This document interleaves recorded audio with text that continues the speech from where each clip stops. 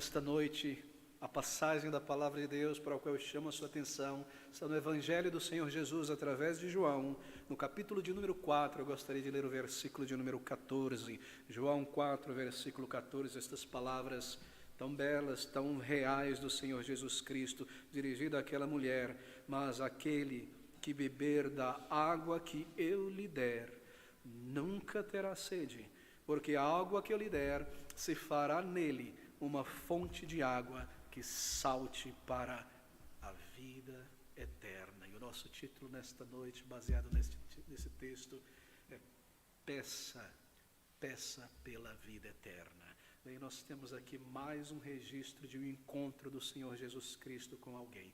O Senhor Jesus, é claro, se encontrou e conversou com dezenas de pessoas, mas aprove a ele decidir que um número desses encontros fossem registrados aqui na palavra de Deus. E o que nós temos aqui é mais do que o registro de um encontro do Salvador com alguém. É o registro da sua missão, um exemplo de um encontro que retrata perfeitamente o que o Senhor Jesus Cristo veio realizar neste mundo, e um exemplo, um registro da maneira como o Senhor busca, atrai, salva pessoas que nunca conseguiriam salvar a si mesmo. Esses somos nós, isto é para nós. Queridos amigos, há muitos encontros do Senhor Jesus Cristo registrados aqui, todos eles são muito profundos na narrativa. Ele se encontrou com pessoas de todos os tipos, e esses encontros foram realmente extraordinários. Você se recorda de alguns? Deixe-me recordar: o jovem rico, aquele jovem príncipe em Israel, rico, temente a Deus, e a maneira como o Senhor o desafiou a virar as costas ao seu grande ídolo, riqueza, Mamon, e a segui-lo. E o triste resultado foi que ele virou as costas para o Senhor e foi-se embora. Nós temos o registro do Senhor Jesus Cristo e o seu encontro com Pilatos, aquele filósofo romano, líder político, governador de Roma em Israel, em Jerusalém. E aquela gloriosa, ou melhor, aquela profunda pergunta, que é a pergunta que todo ser humano faz, aberta ou indiretamente, feita ao Senhor Jesus Cristo: o que é a verdade? Nós lemos que no lugar de permanecer e ouvir a resposta, ele vira as costas e vai embora, quando a verdade estava ali em pé diante dele. Nós temos o encontro do Senhor Jesus Cristo com Nicodemos, aquele homem altamente religioso, um conhecedor exímio dos textos da lei, talvez um escriba, mas um dos líderes entre o sinédrio, provavelmente. Ele vem ao Senhor Jesus Cristo com a sua justiça, o resultado de muitos anos, de uma tentativa sincera, assim por dizer, mas ignorante, de agradar a Deus pelo cumprimento da lei. E o Senhor Jesus Cristo, de uma maneira tão clara, corta toda aquela conversa de currículo, etc., e diz: você precisa nascer de novo. E o que nós temos aqui, queridos amigos, é mais um destes gloriosos registros. Eu poderia mencionar Zaqueu, poderia mencionar o salteador na cruz ao lado do Salvador, e aquele diálogo, e tantos outros, mas aqui nós temos exatamente isso. Todos eles registrados aqui, e este também inspirado. O encontro do Senhor Jesus Cristo com alguém que tinha uma profunda necessidade espiritual. E a maneira como isso é registrado, e as palavras, e a interação, e as verdades colocadas aqui são de uma grandeza, de uma beleza, são tocantes realmente, quando você lê com calma e percebe o que está acontecendo aqui. Aqui nós vemos o coração de Deus, o amor, a ternura do Senhor Jesus Cristo ao lidar com uma pessoa tão distante de Deus. Aqui nós vemos também um retrato de cada um de nós, a nossa dureza natural do coração e a nossa incapacidade natural, por natureza pecaminosa, de compreender coisas espirituais, a menos que Deus nos auxilie. Bem, o encontro que resultou em perdão, em uma nova vida, a transformação daquela vida. E eu gostaria de seguir, no pouco tempo que nós temos, de uma maneira expositiva, através desses versículos, tentando tirar daqui o ouro e apontar e evidenciar este caminho de salvação. Recorde-se de nosso título. Desde esse versículo primeiro, nós começamos aqui. E quando o Senhor entendeu que os fariseus tinham ouvido que Jesus fazia e batizava mais discípulos do que João, isto é, João Batista, ainda que Jesus mesmo não batizava, mas os seus discípulos, deixou a Judeia e foi outra vez para a Galileia. Deixa-me explicar isso aqui. Israel, no tempo do Senhor Jesus Cristo, estava dividido pelos romanos em 3 partes. Havia a parte sul, chamada de Judeia, judeus. Havia a parte norte, chamada de Galileia, o lago da Galileia, aquela região. E havia entre estas 2 partes uma região central, chamada de Samaria ou Samaria. Ambas as pronúncias estão corretas. E nós lemos que em um único capítulo o Senhor Jesus Cristo passa pelas 3 regiões, saindo da Judeia, indo para a Galileia, passando por Samaria. Bem, ele ouve, os discípulos também ouvem isso, que Jesus Cristo, ou melhor, que os fariseus tinham ouvido que Jesus já tinha alcançado mais pessoas e batizado mais pessoas do que João Batista. E o que está implícito aqui é que os ânimos daqueles homens se levantaram. Eles detestavam o Senhor Jesus Cristo. Eles odiavam o Salvador. Por quê? Porque o Senhor, na visão dele, roubava as multidões deles. Roubava o prestígio que eles tinham e queriam ter diante das pessoas. Ele trazia uma mensagem clara, com autoridade divina e uma esperança real, concreta de reconciliação com Deus. E eles detestavam isso. Eles odiavam o Salvador. De maneira que, ouvindo a respeito disso, nós lemos que o Senhor Jesus Cristo decide deixar aquela região da Judeia, versículo 3, e ir outra vez para a Galileia, porque ele já esteve lá. Ele decidiu fazer isso, mas entenda isso aqui. Há uma força nesta expressão do versículo, a ideia deste versículo 3, não é que ele estivesse com medo, com temor daqueles homens. É claro que não. Ele é o Deus eterno. Eles jamais tirariam a sua vida antes do momento certo. Eles tentaram muitas vezes. Mas quando chegou o momento determinado, ele entregou a sua vida voluntariamente. Sua morte, sua prisão, sua humilhação não foi um acidente no percurso, foi o momento certo. Não é que ele estava temendo, mas já não era mais um lugar seguro para os seus discípulos. Ele ainda não tinha terminado o seu ensino, o que ele veio aqui fazer, e os seus discípulos são calouros na Universidade do Salvador, eles têm muito o que aprender. Ele não queria se expor ou expor os seus discípulos, e assim ele decide voltar a pregar o Evangelho no norte, na região da Galileia. E nós lemos então, no versículo 4, estas palavras: e era-lhe necessário passar por Samaria, ou Samaria. Bem, era-lhe necessário. Não porque ele não pudesse ir por uma outra rota, fosse o único caminho, havia outros caminhos. Havia um caminho que descia para Jericó, em direção ao Mar Morto, e você ia pelo oeste para Galileia, e havia outro caminho à beira do Mar Mediterrâneo, até chegar às colinas ali, e ele entrava na Galileia e dirigia-se ao lago, na região do Lago Nazaré, então aquela região. Foi-lhe necessário, sabe o que está implícito aqui? Que ele tinha um plano. Essa é a ideia da expressão. O Senhor Jesus Cristo nunca fazia nada aleatório, impelido pelos temores dos homens, a ira dos homens. Ele tinha um plano, ele sempre andou neste mundo com um plano preciso, específico em sua mente. E esta ideia, essa expressão, lhe era necessário passar por Samaria. Bem, ele estava andando em um plano que o levaria então à cruz para morrer no lugar de pecadores. Mas aqui ele planeja ir a esse lugar, um lugar em particular, por uma razão específica: buscar e salvar esta mulher. Isso seria registrado aqui para o nosso ensino. É maravilhoso ler o que nós temos diante de nós. Bem, versículo 5: foi, pois, a uma cidade de Samaria, uma vila, na verdade, chamada Sicar, junto da herdade que Jacó tinha dado a seu filho José, e estava ali a fonte de Jacó, era um poço. Jesus, pois, cansado do caminho, assentou-se assim junto da fonte, e era isto quase a hora sexta. Bem, eles pararam fora da vila de Sicar, ele não entrou, nós lemos nos próximos versículos. Pararam para descansar, e os discípulos então deixam o Salvador ali, e eles seguem para a vila para comprar alimento, e voltariam logo em breve. Bem, havia um poço ali fora da vila, mas dentro ali do município, assim por dizer, que segundo a tradição fora cavado por Jacó, Israel, uma herdade, uma parte de terra que Jacó deu ao seu filho José do Egito, E ele próprio, segundo a tradição, cavou, bebeu dali, tomou daquela água, alimentou seu gado por muito tempo. E é ali que o Senhor Jesus Cristo se assenta. É maravilhoso ler isso aqui, queridos.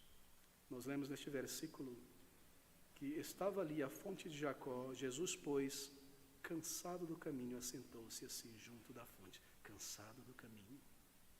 Ele era um homem de fato. Ele não era um espírito ambulante. Ele era alguém como você e eu. Ele teve sede. Ele cansou-se. E alguns relances que nós temos aqui na palavra de Deus mostram que o Senhor Jesus Cristo, humana, fisicamente falando, provavelmente não era um homem assim tão robusto em seu vigor. Porque nós lemos que os discípulos, depois de terem caminhado tanto tempo com eles, foram em frente, comprar alimento, e ele, cansado, sentou-se ali. Não é interessante? O Deus eterno veio a este mundo, tomou um corpo verdadeiro, como o nosso, fraco, sem pecado, se humilhou desta maneira, de modo a experimentar neste corpo a dor, a punição pelo pecado que nós merecemos. Ele de fato foi e é o Cordeiro de Deus sacrificado por pecadores. E na sequência nós lemos então, no versículo de número 7, que veio uma mulher de Samaria tirar água, e disse-lhe Jesus, dá-me de beber. Uma mulher de Samaria, mas observe o que João quer que nós saibamos no final do versículo 6. E era isto quando o Senhor se assentou junto ao poço, quase a hora sexta. Quase a hora sexta. A hora sexta é a hora contada pelos romanos, é 12 horas, sendo a hora primeira 6, quando o sol começa a brilhar. Meio-dia, sol escaldante, o sol no seu ápice, na metade do dia, e João deseja que nós saibamos disso, porque isso aqui começa a nos informar algo a respeito desta mulher. Ela foi sozinha, nós lemos, não acompanhada. Mas por que sozinha? Bem, e por que neste horário? Querido amigo, os versículos seguintes nos dirão, este não é o horário costumeiro de alguém ir, mulheres irem ao poço buscar água. Normalmente era ao final do dia, quando o sol já estava baixando, antes de iniciar o novo dia que iniciava às 6 da tarde em Israel, juntas, sempre em um grupo, levar água para o final do dia e para o dia seguinte. Mas aqui está ela no meio do dia, sozinha, indo buscar água. Bem, essa é uma maneira de nos dizer algo a respeito do caráter e da índole desta mulher. Porque logo nós vamos descobrir que esta mulher, ela tinha uma vida imoral. E provavelmente era uma pessoa desaprovada em sua comunidade, em sua vila, por ter uma índole e um caráter torto, errado, uma mulher de vida torta. E assim, ela ia sozinha ao poço, andava desacompanhada por ser mal vista. Uma mulher normalmente não ia sozinha fora da cidade buscar água num poço, haviam perigos, muito menos neste horário. E aqui ela evita a companhia de outras mulheres, e essa mulher samaritana, bem, ela vai a um lugar onde o Senhor Jesus Cristo está. E nós começamos a ter uma imagem da pessoa, do caráter. Jesus Cristo veio para salvar pecadores, lembre-se disso. Então o apóstolo João nos informa algo mais. O Senhor faz um pedido àquela mulher na segunda parte do versículo 7, disse-lhe Jesus, dá-me de beber, um pedido. E aqui tem o início da narrativa do resgate espiritual daquela mulher, e é o que nos interessa, queridos amigos, este pedido do Salvador. E nós lemos logo na sequência que aquela mulher, ela se surpreende com este pedido tão simples de um copo d'água. Veio uma mulher de Samaria tirar água e disse-lhe Jesus, dá-me de beber, porque os seus discípulos tinham ido à cidade comprar comida. Disse-lhe, pois, a mulher samaritana, como sendo tu judeu me pedes de beber a mim, que sou mulher samaritana? Porque os judeus não se comunicam com os samaritanos. Bem, quem eram os samaritanos? Você deve se recordar no livro das Crônicas, nos livros dos Reis, que aquela região central, Samaria, não é? Que era a capital de Israel, naquele período do Antigo Testamento, de Salomão em diante, Israel estava dividido em duas partes, o norte chamado de Israel e o sul de Judá. E Samaria era a capital daquela região do norte.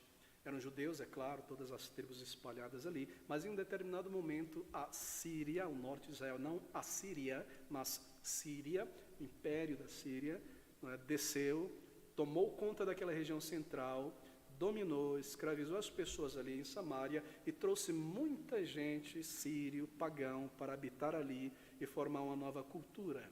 E os samaritanos, então, são o resultado desta mistura de judeus e gentios, sírios, mais sírios e pagãos do que judeus, no meio de Israel. Eles tinham a sua própria religião, era uma versão do judaísmo, não o próprio judaísmo.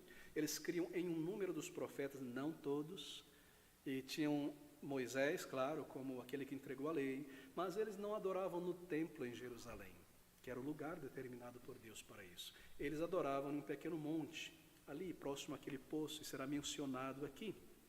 Eles criam, como eu disse, em parte do Antigo Testamento, mas estavam envolvidos em muitas práticas pagãs e eram dados ao casamento com pessoas de outras nações. Isso era algo natural. Assim, era um grupo misturado, haviam ídolos, costumes gentios de todo tipo, e os judeus, por esta razão, detestavam os samaritanos. Os rabinos, por exemplo, proibiam, as crianças aprendiam isso ao crescer na sinagoga, que você não deveria pedir um favor, receber um favor de um samaritano. Não lhe era permitido beber água no mesmo copo que um samaritano. Se você fosse viajar para o norte ou descer para o sul, você deveria desviar o caminho de Samaria e não passar por ali. Eles eram insultados, desprezados e, por sua vez, também desprezavam os judeus, odiavam os judeus. Você recorda que quando os líderes judeus queriam ofender o Senhor Jesus Cristo, o chamavam de samaritano. Não é um judeu verdadeiro, uma porcaria, uma mistura. Era um xingamento. Assim você percebe a relação entre esses dois grupos aqui.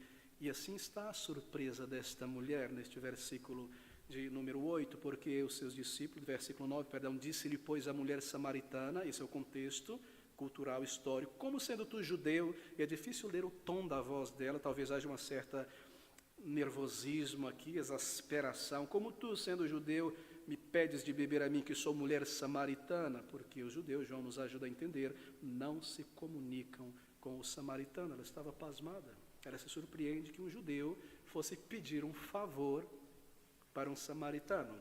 Mas, querido amigo, Cristo Salvador, ele toma a iniciativa aqui de se aproximar dela. Ele desviou do seu caminho de propósito para a Galileia por causa daquela vila e por causa desta mulher. Mas aquela mulher via diante dela um mero homem judeu, um viajante cansado, vestido em suas roupas simples, típico da Galileia, com seu sotaque galileu do interior, ali cansado. Mas o Salvador desejava que ela conhecesse algo mais sobre ele, que não estava claro, aparente aos olhos dela. Queridos amigos, a condição, a figura, esta mulher real, não é uma parábola, desta mulher, ela retrata cada um de nós aqui. Por isso que isso está aqui desta maneira. Aqui estamos nós neste mundo, quando nós entramos na vida, nos percebemos como pessoas. Homens e mulheres alienados de Deus, vivendo nossas vidas para nós mesmos, nossa mente, como desta mulher samaritana, cheio de crendices e ideias sobre Deus, uma coxa de retalho envolvendo misticismo, esoterismo, um pouco da Bíblia, um pouco de intuição. Eu acho que Deus é isso, crendo em um Deus de nossa própria imaginação, adorando a Deus segundo a nossa imaginação, não de acordo com sua palavra, sem conhecer o Deus vivo e o dom de Deus que é o Senhor Jesus Cristo, vivendo em nossos pecados, fugindo de Deus para continuar vivendo neles, uma visão errada sobre nós mesmos, presos a inúmeros pecados. Esse é um retrato de cada um de nós. Aquela mulher, como eu mencionei, então vê diante dela um mero judeu, um pobre viajante cansado, mas o Senhor deseja que ela conhecesse algo que não estava aparente. Assim ele responde a declaração dela do versículo 10, e Jesus, do versículo 9, e Jesus respondeu e disse-lhe, se tu conheceras o dom, o presente, a dádiva, o dom de Deus, e quem é o que te diz, dá-me de beber, tu lhe pedirias, e ele te daria água viva. Água viva. Bem, esta mulher, ela não compreende quem é o Salvador. o Senhor Jesus Cristo toma a iniciativa aqui. Ele viu o estado dela, ele se dirigiu a ela como ele foi à cidade de Jericó buscar Zaqueu e então seguiu novamente para a Galileia. Assim somos nós e assim é Deus, queridos amigos. Que Deus, na sua misericórdia, na sua glória eterna no céu, tenha olhado para o nosso estado de ignorância, de autodestruição, presos, amarrados a tantas crendices, presos aos nossos pecados, e Ele próprio tenha vindo a este mundo na pessoa de seu Filho amado. E então eu tenho certeza que você conhece, já ouviu o restante disso, o cerne, o âmago da mensagem do Evangelho, que Ele tomou um corpo e uma natureza humana para ir voluntariamente àquele lugar de tortura e morte, à cruz do Calvário, para morrer sofrendo a nossa morte, a punição daqueles que iriam confiar nele, pagando no lugar de pecadores, e que ele, assim por dizer, como que requisitou ao Pai: Pai, põe sobre mim toda a culpa e a punição que eles merecem, eu venho para cumprir a tua vontade, escrito está sobre mim no rolo dos profetas, entregar a minha vida no lugar de meu povo, de pecadores. Que Deus punisse ele em nosso lugar. Para isso ele veio, queridos amigos. É Deus que toma a iniciativa desde sempre, desde sempre. E isso acontece também de uma maneira individual, quando ele interage na vida de uma pessoa, no tempo da sua graça. É ele que dá o passo inicial, certamente. Ele olha para esta mulher, e deixe-me tentar de uma maneira simples, talvez ele pense consigo mesmo, com tamanha simpatia: esta mulher, ela não tem a menor ideia com quem ela está conversando. Se somente, ele diz no versículo 10, se somente ela soubesse que a dádiva do amor de Deus a este mundo pecador está diante dos olhos dela, seria ela que pediria alguma coisa, e pediria por vida, por salvação, e receberia. Jesus respondeu e disse-lhe: se tu conheceras o dom de Deus, e quem é o que te diz, dá-me de beber, seria tu lhe pedirias, e ele daria água viva, salvação. Então, a partir deste momento na narrativa, o Senhor passa com grande ternura a educá-la nas verdades espirituais que a conduzirão ao arrependimento, à fé no Salvador, ao perdão. Queridos amigos, o Senhor Jesus disse a esta mulher, na segunda parte deste versículo 10, tu lhe pedirias e ele te daria água viva. Ali estava diante dela o Messias, mas ela, sem qualquer percepção que este nada mais do que aquele que disse haja luz e houve luz, ninguém menos do que o Criador do céu e da terra, ninguém menos do que o próprio Deus neste mundo, pisando aqui diante dos olhos daquela mulher. Se tu soubesses, ó mulher, nós podemos ouvir a ternura do Senhor diante da ignorância espiritual. Se tu soubesses, conheceras o dom de Deus, aquilo que Deus proveu ao mundo necessitado, a pessoas necessitadas, se esta ficha caísse, se você percebesse, então você logo correria e clamaria por vida, por perdão. Se você entendesse, em outras palavras, que Deus providenciou um perdão, você logo clamaria por ele.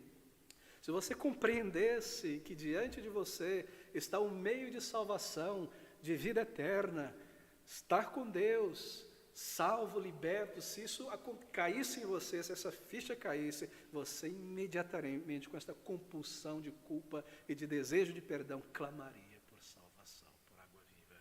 Oh mulher, que termo, que linguagem tão terna do Salvador aqui. E somente tu soubesses, e assim o Senhor passa com ternura a educá-la nas verdades espirituais. Bem, querido amigo, será que alguém aqui nesta noite é um homem, uma mulher, um jovem, alguém que nos acompanha, que faz parte ainda desta multidão de milhões e milhões de pessoas aqui em São Paulo e no mundo inteiro que estão alheios a esta realidade, alheios ao fato de que você e eu possuímos uma alma eterna eterna, e que logo em breve nós teremos que partir para a presença de nosso Criador, alheios ao fato de que se este mundo foi criado por Deus, nós pertencemos a Ele, e aqui está a sua palavra, e nós devemos buscá-lo enquanto é tempo, alheios ao plano de Deus para a redenção. Queridos amigos, nós estivemos recentemente em uma cidade muito religiosa, pessoas que carregam o nome de Jesus Cristo aqui, a foto do coração dele, do menino Jesus, Jesus, Jesus, Jesus, mas se somente eles soubessem que ele não está morto, e que eles podem ir diretamente a Jesus sem intermediário algum, que eles não necessitam sangrar e sofrer, que eles podem ir como estão a Cristo, e que Cristo os chama, venha como você está, vinde cansados e sobrecarregados. Se eles simplesmente soubessem isso, naquele momento em que eles sobem aquelas escadarias, tentando se martirizar para adquirir mérito, para chamar a atenção de Deus, eles simplesmente se levantariam dali e correriam para o Salvador por vida. Será que nós fazemos parte desta multidão de pessoas que ainda não compreendem que Cristo já cumpriu tudo o que é requerido de um pecador para salvar, e nós seguimos em frente de alguma maneira tentando nos melhorar para ter méritos diante de Deus? Nós buscamos nos santificar para ser salvos? Será que nós estamos alheios a esta verdade, que Deus, querido amigo, Ele não irá aceitar o nosso esforço, justiça, religiosidade, boas obras, como um pagamento, um meio de salvação? Ele irá aceitar somente aquilo que Ele entregou, o dom de Deus, a justiça de Cristo. E aqui estamos nós, famintos, sedentos, e Deus coloca diante de nós comida e água, e nós estamos alheios a este fato. Diante de nós o Salvador, e nós buscamos preparar a nossa justiça, imaginamos que Deus irá recebê-la, porque nós sofremos tanto para alcançar isso. Se somente nós entendêssemos que entre esta realidade deste mundo vazio, aqui mesmo o reino de Deus está, e você pode entrar nele pela fé, se entregando ao Senhor Jesus. Você correria, você clamaria, e Ele te daria esta água viva. É um retrato tremendo da nossa condição. Se somente ela conhecesse. Ela não compreende as palavras do Senhor Jesus Cristo aqui.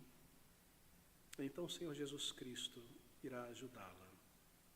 Ela não percebe que Ele está falando do Evangelho. Ela não compreende, e por isso ela não pede.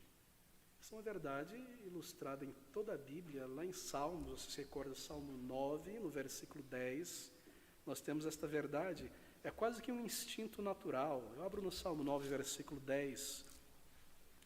Em ti confiarão, que é o mesmo que dizer, pedirão a ti por água, em ti confiarão os que conhecem o teu nome, porque tu, Senhor, nunca desamparaste os que te buscam. Essa mulher ilustra milhões de pessoas.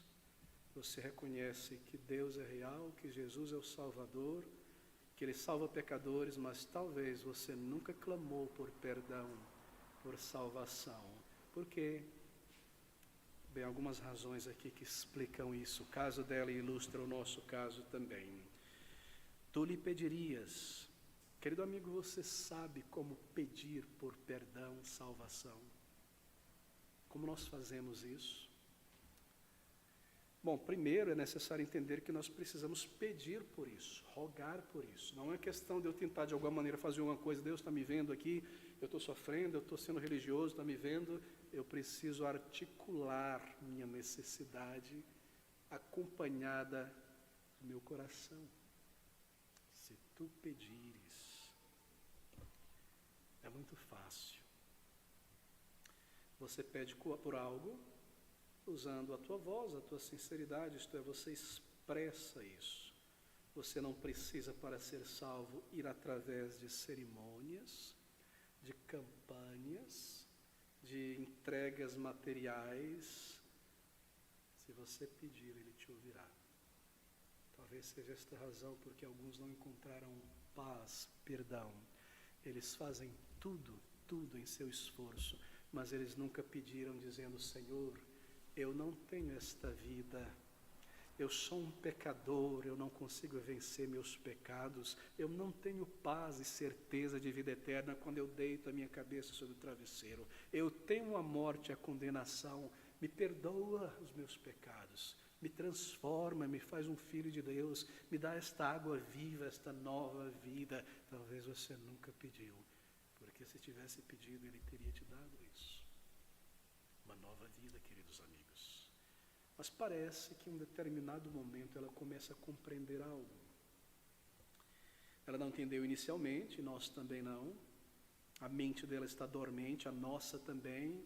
O coração inicialmente não sente, não. Aí você pensa: o que é isso que eu ouço desse pregador? Nascer de novo? Que história é essa de arrependimento? Como eu me arrependo de tantas coisas já. Arrependimento, clamar a Deus. Isso é o caso dela. Ela responde ao Senhor no versículo 11, disse-lhe a mulher: Senhor, tu não tens com que tirar esta água, e o poço é fundo, onde, pois, tem água viva? Então o Senhor, Ele precisa elaborar um pouco mais e auxiliá-la. Ela parece começar a entender a mensagem espiritual, mas ela compreende isso de uma maneira muito terrena, muito material. Disse-lhe a mulher: Senhor, versículo 15, dá-me dessa água para que não mais tenha sede e não venha aqui. Você percebeu? Eles estavam falando sobre coisas espirituais. O que é esta água aqui? Bem, é um símbolo do Espírito Santo de Deus. O Espírito Santo é comparado à água viva. Ele é comparado àquele que vem e transforma e lava e purifica. Nós vemos isso em tantas partes da palavra de Deus. É Ele quem realiza isso. Aqueles que creem no Salvador recebem o Espírito. E então a santificação é iniciada. Ela não compreendeu. Ela estava pensando em termos terrenos apenas. Isso nos recorda Tomé, não é? Eu sou o caminho, a verdade e a vida. Senhor, Senhor, nós não sabemos para onde vas. Nos diz o endereço com o CEP e a rua para que a gente te encontre lá.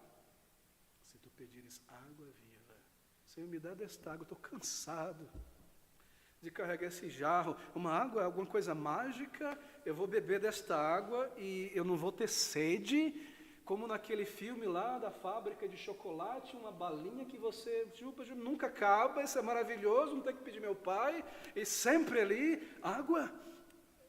Era uma mentalidade um tanto infantil, terrena, uma mágica, alguma coisa. Senhor, eu vejo que o Senhor é um profeta, alguém místico, alguém que faz alguma coisa, porque está vendo coisas em mim que eu não compreendo. Ela não compreendia. E muitas vezes esse é o nosso passo também. Querido amigo, você lê a palavra de Deus, talvez seja o caso de alguém, e você ouve estas palavras ditas aqui: uma nova vida vir a Jesus, paz, uma nova vida. Poxa, eu preciso buscar ao Senhor, eu preciso disso, porque eu não tenho uma casa própria, e é uma angústia ter que pagar o aluguel todo mês. Eu quero esta bênção. E minha família não está bem, eu preciso de uma cura, e a minha saúde ela está tão mal, eu tenho uma gota, eu tenho um problema aqui no rins, eu tenho uma dor aqui que ninguém sabe onde está. E Jesus cura, então eu preciso dessa cura do meu corpo. Será que esse é você? A palavra de Deus fala sobre coisas espirituais e você está o tempo todo pensando em bênçãos terrenas, em água H2O do poço.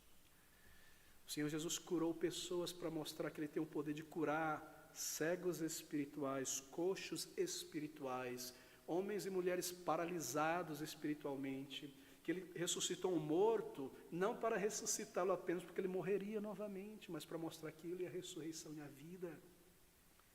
Ele fez todos esses milagres físicos para mostrar uma mensagem espiritual, mas talvez os nossos olhos estejam só no milagre. E talvez você tenha vindo aqui ou assistindo nesta noite, não em busca do Senhor, da água viva, do perdão, de uma nova vida, mas dos pães e dos peixes. Querido amigo, você não consegue ver que Ele não foi um mero curandeiro, que Ele não veio para sarar, remendar este mundo, estabelecer justiça social, divisão das riquezas. Não, Ele veio para salvar pecadores, levá-los a Deus, então recriar um novo céu e uma nova terra. Mas veja, se você se encontra nesta situação, e todos nós nos encontramos um dia antes da conversão, levante os teus olhos dos milagres, de bênçãos terrenas, e olhe para o Salvador. Deixe de olhar para a bênção de Deus e olhe para Deus. Se você somente soubesse, aqui e agora, que Ele pode te salvar e curar da lepra do pecado e dar a você certeza de perdão e vida eterna, você deixaria de buscar a Deus por pães e peixes e clamaria. E é isso que eu gostaria que você compreendesse nesta noite. Ele veio para salvar pecadores, e nós somos estes pecadores. E aqui o Senhor Jesus Cristo começa com grande ternura e misericórdia a conduzir aquela mulher. Aquela mulher samaritana não estava preparada para receber de Jesus aquilo que poderia saciar a sua alma. Ela estava pensando em terrenamente, materialmente. Queridos amigos, como o pecado ele pode nos enganar, não é verdade? Observe o que acontece aqui. O Senhor Jesus Cristo responde: aquele que beber desta água que eu lhe der, perdão, vida, nunca terá sede, porque a água que eu lhe der se fará nele uma fonte de água que salte para a vida eterna. Quando o Espírito vem habitar numa pessoa, é como se uma fonte, a água viva, diferente da água do poço, parada ali, água corrente, que é muito melhor. E o Espírito vem habitar em nós, quando nós nos arrependemos diante de Deus, clamamos e nos entregamos a Ele pela fé.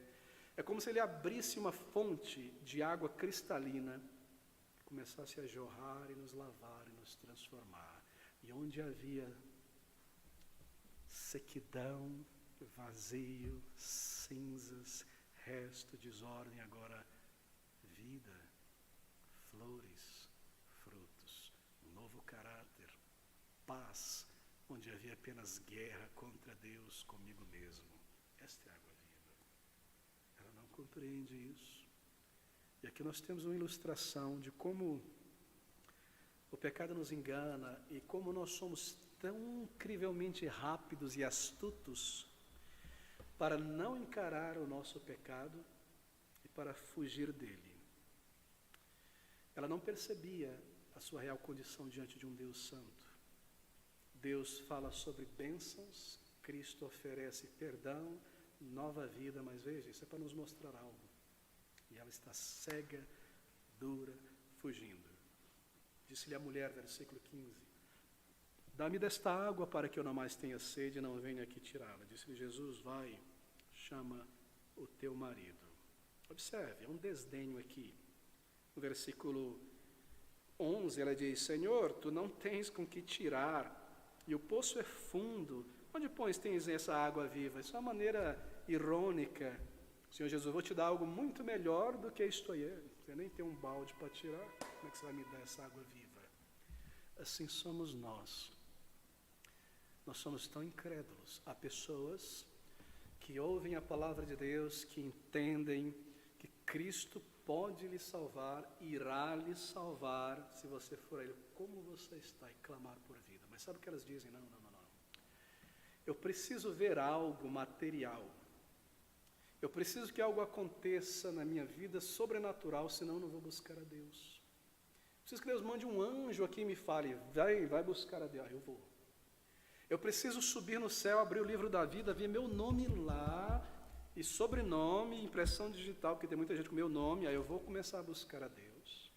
E tem gente que só irá crer se alguma coisa acontecer. Tem que ser um acidente de uma maneira miraculosa, Deus me tira dali. Sabe o que eles estão fazendo? Sabe o que nós fazemos? Nós estamos querendo, como ela, que o Senhor tire água com os nossos baldes. Que Deus nos salve da maneira como nós queremos. Que Deus nos atraia da maneira como nós queremos. Se Deus existe, revele-se a mim. Se não revelar, não vou buscar, não. Se Ele existe, acaba com toda a miséria, a pobreza, eu vou acreditar. Eu quero que Ele tire a água do poço com o meu balde. Disse-lhe a mulher: Senhor, tu não tens com que tirar, e o poço é fundo. Onde, pois, tem água viva? Eu tenho balde. Que história é essa de uma água melhor para mim? E o Senhor, com ternura, através desta ironia, segue em frente. Então ela diz: Senhor, dá-me de beber esta água. E aqui acontece algo interessante. Versículo 16. Disse-lhe Jesus: vai, chama o teu marido. Senhor, me dá desta água mágica, esta bênção. O Senhor nem mesmo responde isso e diz: vai, chama o teu marido. Sabe o que está acontecendo aqui? Houve uma mudança de chave aqui, não é? O Senhor oferece bênçãos, perdão, salvação, mas nós não seremos jamais movidos a buscar ao Senhor se somente as bênçãos do céu nos for recomendado, ensinado. Nosso coração está muito mais apegado ao pecado deste mundo. E assim, para conduzi-la ao perdão e à vida, o Senhor precisa mudar de chave e tocar na culpa dela, no estado de pecado dela. Disse-lhe Jesus, como que cortando a Nicodemos: água, vai e chama o teu marido e vem cá. É interessante, não é? Sabe o que ele está fazendo aqui? Ele está expondo aquela mulher. Ele põe o dedo na ferida. Vai, chama o teu marido e vem cá. A mulher respondeu e disse: não tenho marido. Veja, essa é uma maneira muito rápida de tentar fugir de uma convicção de pecaminosidade. Não tenho marido. Vamos falar sobre outra coisa. Sabe o que ela passa a falar? No versículo seguinte. Disse-lhe a mulher, versículo 19, perdão: o Senhor a confronta porque tiveste 5 maridos e o que agora tem não é teu marido. Isto disseste com verdade. É a primeira verdade que ela diz. Disse a mulher: Senhor, vejo que és profeta. Vamos falar sobre religião. Não fica pondo o dedo na minha ferida. Percebe como ela é astuta? Somos nós. Alguém vem me falar sobre a palavra de Deus. É maravilhoso. Entra aqui, vamos tomar um café. Sim, Jesus Cristo. Mas você já reconheceu que você é um pecador diante de Deus? Olha, o futebol vai começar, eu tenho que pegar minha filha na escola. Vamos falar sobre outra coisa. Traga o teu marido. Disse-lhe a mulher: Senhor, vejo que és profeta, nossos pais... Deixa eu pensar numa pergunta religiosa aqui. Certo, essa é boa. Nossos pais adoram aqui, vocês lá. Qual é o lugar certo? Me dá uma resposta aí. Ela estava fugindo de Deus. Disse-lhe Jesus: vai, chama o teu marido e vem cá. A mulher respondeu e disse: eu não tenho marido. Vamos falar sobre outra coisa. Disse-lhe Jesus: disseste bem, não tenho marido, porque tiveste 5 maridos. Como ele sabe disso? Porque além de homem, ele é o Deus eterno. Porque tiveste 5 maridos, e o que tens agora, que agora tens, não é teu marido. Isto disseste com verdade. Sabe o que é isso? O Senhor a expõe. E veja a maneira como ele faz isso. Ela pensa que foge do Senhor Jesus Cristo, mudando o assunto e dizendo: não tenho marido. Sabe o que ela fez? Ela entregou o jogo. E o Senhor pega aquilo ali e revela a ela aquilo que traz a consciência dela. O que ela diz: sim, você não tem marido porque você vive agora uma vida adúltera. O que tens agora não é teu marido. Falou a verdade. E assim o Senhor precisa quebrar este orgulho com tanta gentileza. Muitas vezes Deus, em nossa consciência, Ele poderia trovejar, relampejar dentro de nós quanto à nossa culpa. Mas o que Ele faz? Ele fala com voz terna e graciosa lá na consciência, trazendo de volta a memória da nossa culpa. Isso é misericórdia, queridos amigos. Misericórdia. Eu me lembro lendo um sermão de Spurgeon, em que alguém orava da seguinte maneira, falou assim: Deus, eu preciso ser só, me mostra o meu pecado para que eu creia, me mostra. Spurgeon diz claramente: bom, é melhor você pedir que um raio caia sobre você. Porque se Deus for mostrar a gravidade do nosso pecado, nós vamos dizer: montanhas caiam sobre nós. Mas Ele com ternura fala, e aqui é o que Ele está fazendo. Ele revela estas coisas. Então ela passa para uma convicção de pecaminosidade, mas ainda assim suprimindo. Foi necessário que o Senhor despertasse a consciência dela, para que ela pudesse encarar a sua real condição aos olhos de Deus. Me dê essa água, ela diz, me dê esse milagre, me dê essa bênção, ó Deus, mas quanto aos teus pecados? Deixa eu lhe dizer algo, querido amigo. Se você vier e disser, pastor, olha, eu quero contar um testemunho. Eu estava nesta condição e eu clamei a Deus, e de uma maneira, realmente foi Deus, de uma maneira que nem o homem conseguiria, ele resolveu esse problema, apareceu isso, eu tive aquilo, a situação foi resolvida. Eu creio em você, eu creio que Deus respondeu, eu não duvidaria. Eu me lembro de uma senhora no ponto de ônibus, trabalho de evangelismo, ela diz, olha, eu vou te contar uma coisa, Deus está comigo, porque Ele me ouve e responde. Minha filha ia casar, já contei esse exemplo, e não tinha nada, não tinha enxoval, não tinha isso, não tinha aquilo. Eu clamei, Jesus, Senhor, meu Deus, me ajuda, minha filha vai casar e não tem nada, isso. E sabe o que aconteceu? Alguém que ela tinha conhecido muito tempo atrás ficou sabendo que ela ia casar, e era dono de uma loja de roupa, de aquelas que tem tudo, né? Cozinha, mesa de banho, e deu para ela tudo que ela precisava. Foi Deus ou não foi, pastor? Foi. Mas sabe o que nós não compreendemos? É que o fato de Deus ouvir o nosso clamor por algo necessário desta vida não significa que Ele perdoou os nossos pecados. Nós permanecemos pecadores diante dEle.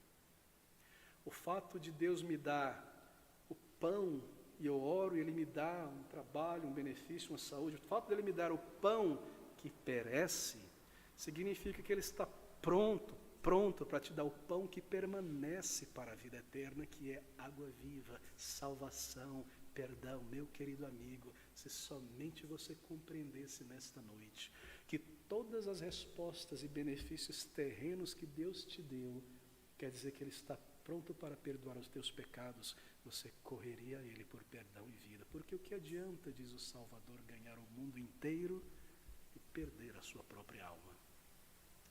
Se você compreendesse isso, você clamaria agora e Ele te daria o perdão e a vida.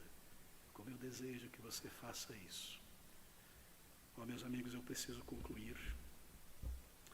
Se você diz a Deus, Senhor, me dá esta paz, me dá um novo caráter, me reconcilia contigo, me dá paz, alegria, um lugar no céu, as bênçãos dos filhos de Deus.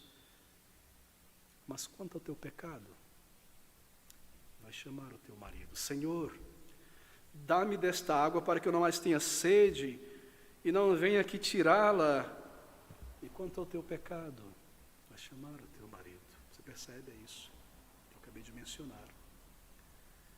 O fato de que Ele me abençoa materialmente, emocionalmente, e responde o meu clamor na hora da necessidade, não significa que meu pecado foi perdoado, querido amigo. Essa nova vida, ela requer reconhecimento de pecados, pecaminosidade, arrependimento para com Deus e uma entrega completa, fé no Senhor Jesus Cristo, Salvador.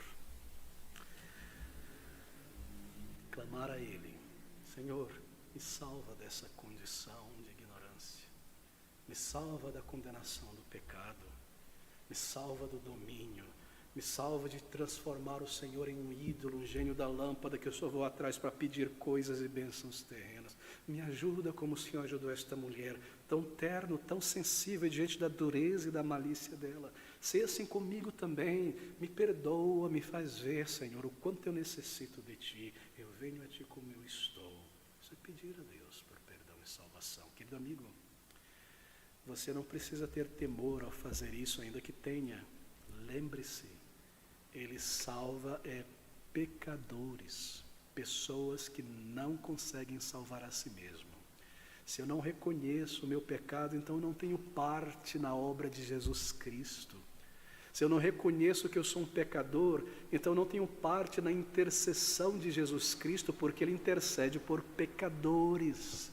Ele não está expelindo aquela mulher, oh, mulher ignorante, eu estou aqui diante de ti, vai embora daqui. Não.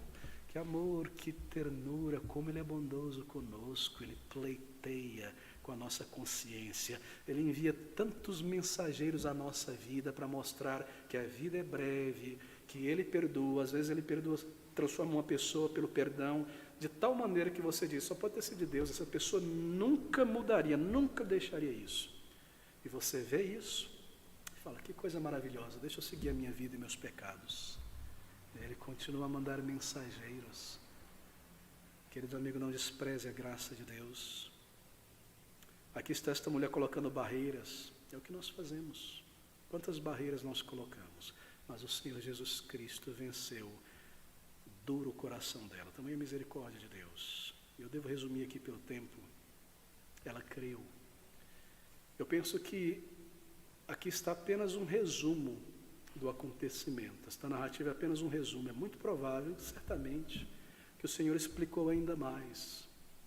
E ela tinha se arrependido, porque nós lemos, lá no versículo 29, as palavras dela, vinde, falando com a vila, vede um homem que me disse tudo quanto tenho feito.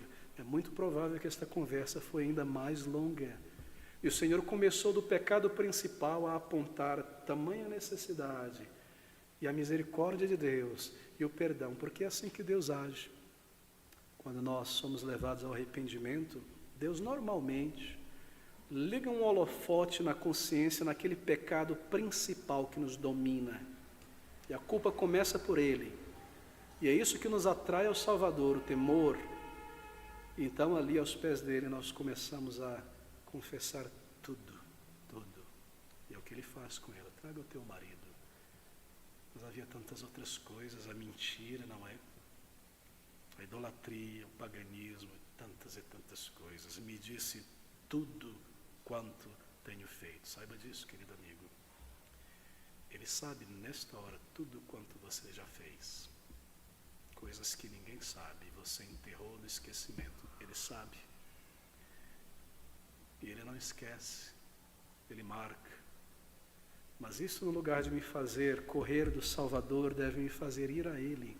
Porque ainda embora Ele saiba disso, Ele diz a você nesta hora, peça então por água, isto é, por perdão, por purificação.